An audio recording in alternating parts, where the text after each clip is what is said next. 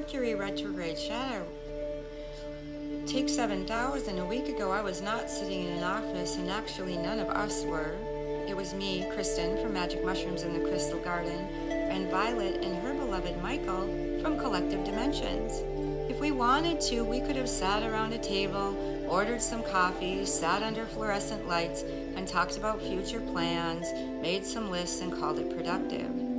Instead, we took our office to the Kettle River, and I have been thinking about that decision ever since. Because Violet and I did not have an agenda. We didn't have a workshop that we had to teach that day. There wasn't a particular outcome that either of us were trying to create. What there was space. Space to get comfortable with one another. Space to get comfortable with ourselves, with nature, with the river. Space to get comfortable with not needing to know exactly what comes next.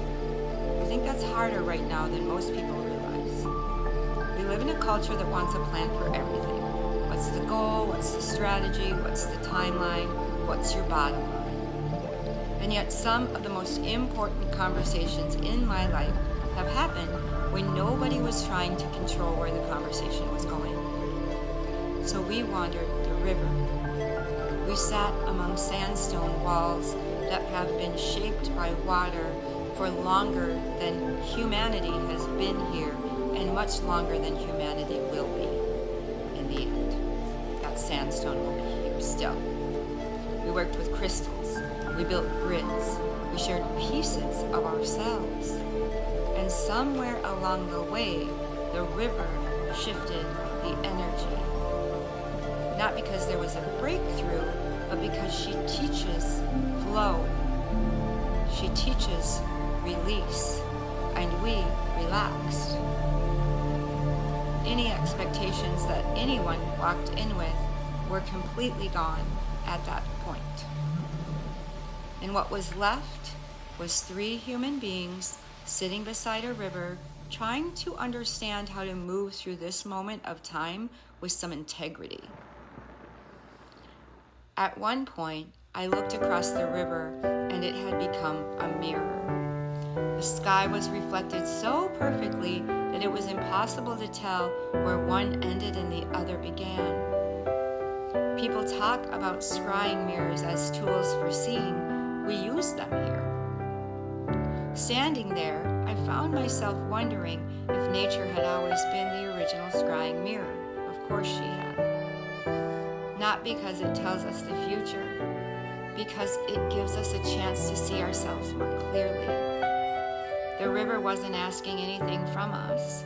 The sandstone wasn't asking anything from us. The sky wasn't asking anything from us. We didn't have to accomplish anything. We didn't have to leave with a plan. For a few hours, we were simply 3 human beings beside a river, getting comfortable enough to be ourselves. The ceremony we did was not only for us. Every prayer, every intention, every bit of love we offered went outward as well. To you, to the communities we serve, to the earth, and to the river herself. It wasn't a transaction, it was an offering. When I look back at the photographs now, what I see is a river reflecting the sky so perfectly that it almost disappears. Water becoming mirror, sky becoming river, and 3 people standing somewhere in between. I think that's a pretty good place to begin.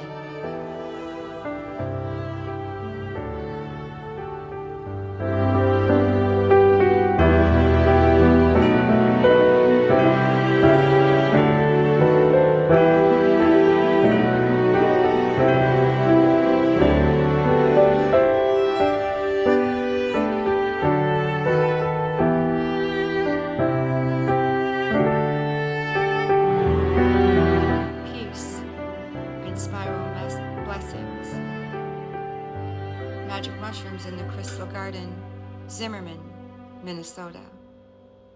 Find us at Magic Mushrooms.